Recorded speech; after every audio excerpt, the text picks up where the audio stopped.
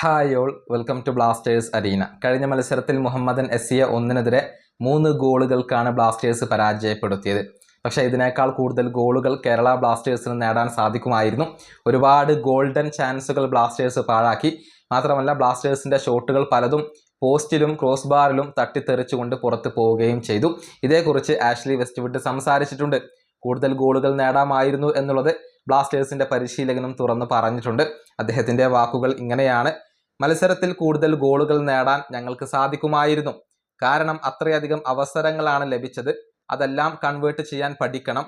പക്ഷേ കൂടുതൽ ചാൻസുകൾ ലഭിക്കുന്നത് നമ്മൾ നന്നായി കളിക്കുന്നു എന്നുള്ളതിൻ്റെ തെളിവാണ്.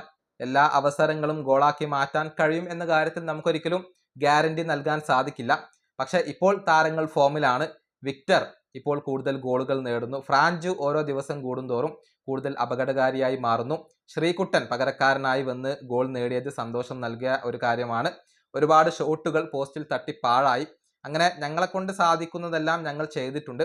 മത്സരത്തിൽ ഞങ്ങൾ ആധിപത്യം പുലർത്തുകയും കൂടുതൽ അവസരങ്ങൾ ഉണ്ടാക്കിയെടുക്കുകയും ചെയ്യുന്നു.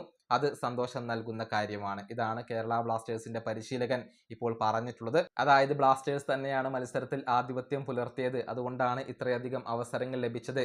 ഈ അവസരങ്ങൾ കൂടുതലായിട്ട് കൺവേർട്ട് ചെയ്യാൻ കേരള ബ്ലാസ്റ്റേഴ്സ് പഠിക്കേണ്ടതുണ്ട്.